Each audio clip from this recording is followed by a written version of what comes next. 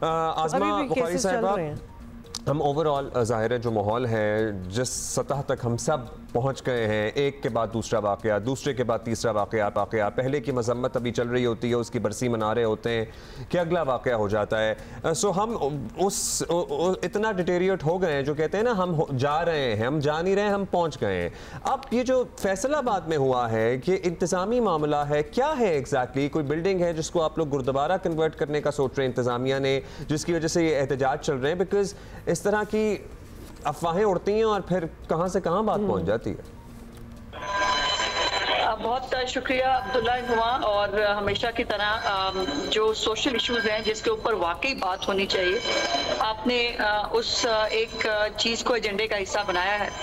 इसमें fact of the matter ये है कि ये जो फैसलाबाद के अंदर एक स्कूल बनाया गया है, उसके एक हिस्से में किसी वक्त एक गुरुद्वारा जो है वो हुआ करता था।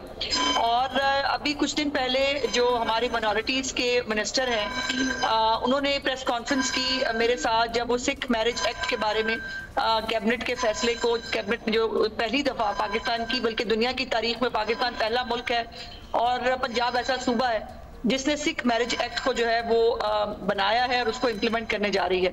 उसके बाद हिंदू मैरिज एक्ट जो है उसके ऊपर भी उसके रूल्स भी बनाने जा रहे हैं। उसके ऊपर ब्रीफिंग देते हुए जो है वो मिनिस्टर साहब ने इस बात का इजहार किया कि हमारी बहुत सारी ऐसी कदीमी जगह हैं कि जो हमारे पास नहीं है और हम उन जगहों को जो है वो वापस लेने की कोशिश कर रहे हैं।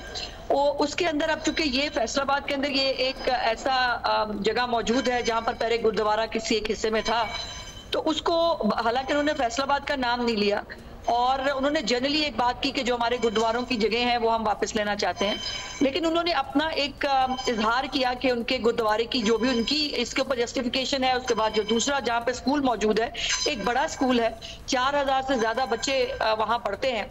सो इसको हुकूमत इंतजामी तौर पर देख रही है। इसके ऊपर फसाद पैदा करना, इसके ऊपर कोई शर्मंदगी पैदा करने की इजाजत नहीं दी जाएगी। अफसोस की बात यह है कि हमारे मुल्क के अंदर जो है वो मजहब को जो है वो इस्तेमाल करके हर तरह की शरपसंदी करने की कोशिश की जाती है, जो काबिल मजम्मत है। लेकिन प्रॉब्लम यह है कि हुकूमत अकेले कुछ भी नहीं कर सकती। जैसे आप बात कर रहे हो, जैसे मैं बात कर रही हूँ, और ये जो कुछ ऐसे गिरोह हैं जो सियासत की आड़ में या मजहब की आड़ में जो पाकिस्तान का अमन तबाह करते हैं, उनके खिलाफ हम सबको as a society zero tolerance show करनी होगी, तो हम इन वाकयात को खत्म कर सकते हैं। आज़मा साहिबा, एज ए सोसाइटी के बारे में कोई फैसला भी नहीं हुआ है। जी, यही तो सारी बात है आज़मा साहिबा कि अभी तो बात शुरू होती है। तो यहाँ जिन्होंने जो इश्तिहाल अंगेजी करते हैं, जो इन चीज़ों को हवा देते हैं, वो बोलना स्टार्ट हो जाते हैं। कोई आइडिया है पंजाब हुकूमत के पास कि इसको बिल्कुल, जिसको कहते हैं ना निप इट इन द बड, कि इसको शुरू होने से पहले ही ख़त्म कर दिया जाए? अब ये गुरुद्वारा रिवाइव हो ना हो, उसके तो कॉन्वर्सेशन पे ही इंटॉलरेंस है कि हम बात नहीं करेंगे। अब आप ये बताएं इस बात को ख़त्म किस तरह किया जाए, क्योंकि केसेस तो रोज़ के बनते हैं। अब इससे पहले कि ये भी एक बहुत ख़तरनाक एक केस बन जाए, इसको रोका कैसे जाए?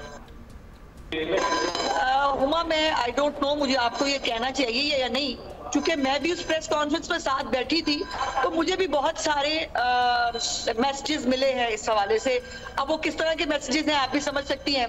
सो इसके ऊपर जैसे मैंने गुजारिश की है कि ऐसा कोई फैसला खास तौर पर इस स्कूल के बारे में ना कोई फैसला हुआ है, ना इसके ऊपर कोई डिस्कशन अभी हुआ है। ये एक जनरल बात गुरुद्वारे जो उनके मौजूद हैं उसके ऊपर उन्होंने कहा जो हमारे पास हमारी जगह नहीं है, हम वापस लेने की कोशिश कर रहे हैं।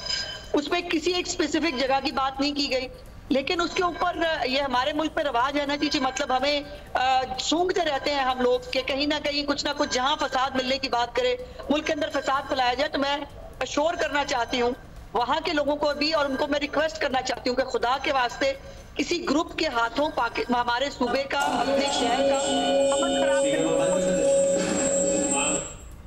अच्छा आज़मा साहिबा, ये बताइएगा कि ज़ाहिर ग्रुप्स हों, ये कोई सियासी जमात की शक्ल में ग्रुप बना दिए जाएं, ये मजहबी जमात हो, ये पॉलिटिकल फोर्सेस भी इस्तेमाल करती रही हैं इन ग्रुप्स को अपने सियासी मकासद के लिए, और रियासत ने भी वक्तन फ़वक्तन इनको अपनी हस्बे ज़रूरत, हस्बे ज़ायक़ा इस्तेमाल किया, धरने दिलाए, सब कुछ हुआ।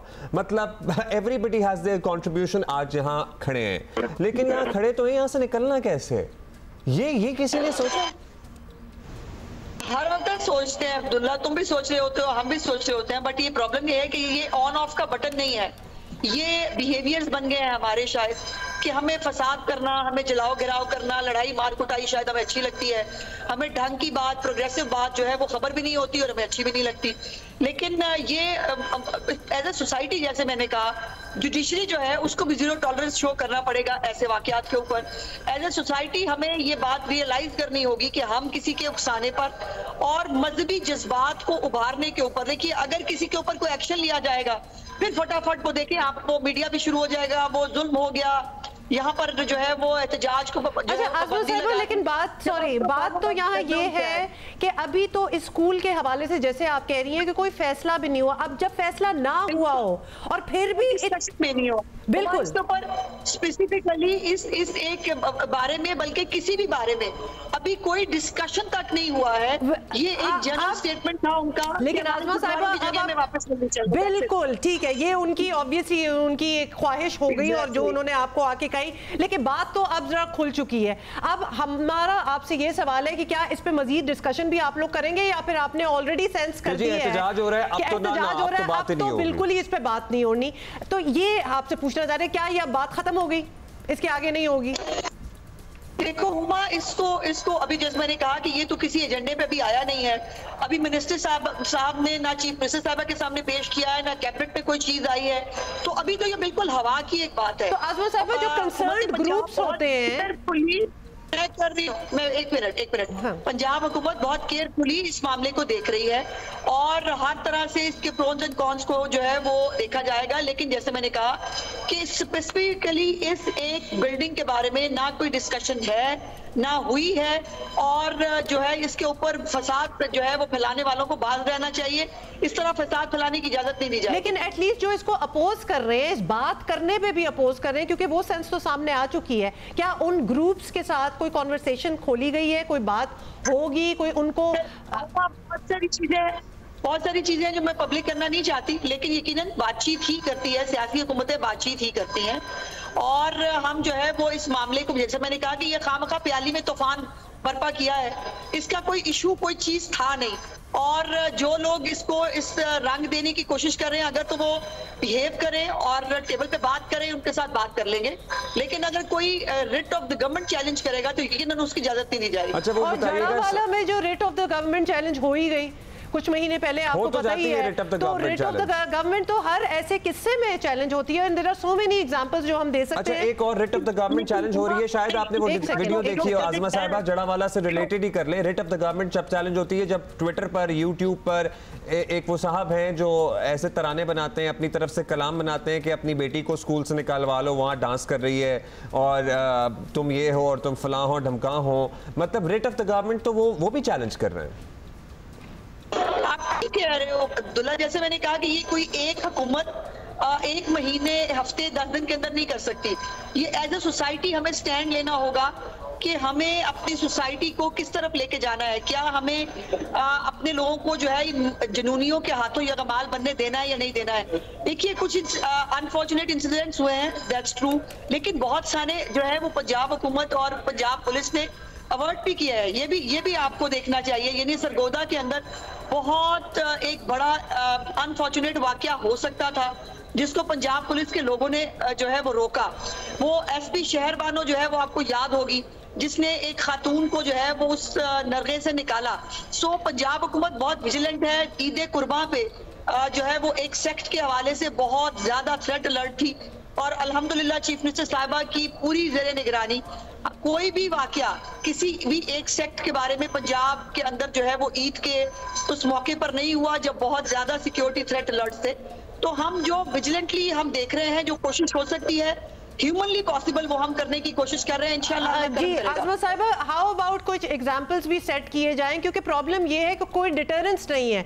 कोई ऐसे कोई सख्त किस्म के इकदाम लिए गए हों, सजाएं दी गई हों तो कोई आगे डरे। अब जड़ावाला केस को केस इन पॉइंट ले लेते हैं ना, क्योंकि वो भी रिसेंट एक वाकया हुआ है जिसमें हमलावर पकड़े भी गए। अब वो बात आगे कहाँ तक जा रही है? मतलब हुकूमत क्यों नहीं उस चीज के पीछे कि फौरन सजाएं होनी चाहिए? नहीं, बिल्कुल उसके पीछे है हुकूमत।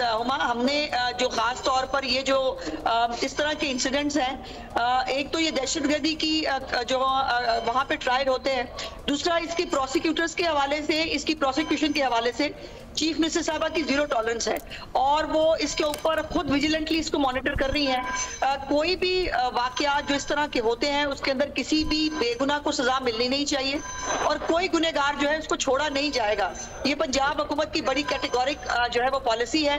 प्रोसिक्यूशन के अंदर जो है वो जो मामला जो कोताही गफलत बरती जाती है उसको बाकायदा तौर पर प्रोसिक्यूशन डिपार्टमेंट को अलर्ट कर दिया गया और कह दिया गया है कि इसके ऊपर उनकी बाकायदा मार्किंग होती है, प्रोसिक्यूशन को बाकायदा मॉनिटर किया जा रहा है। और जो हमारे लॉ एनफोर्समेंट एजेंसीज हैं, जो चालान जमा कराना होता है, जो पूरा मुकदमे को परसू करना होता है, उसके ऊपर बिल्कुल एक नए मॉडर्न तरीके से हम इसको करने की कोशिश कर रहे हैं।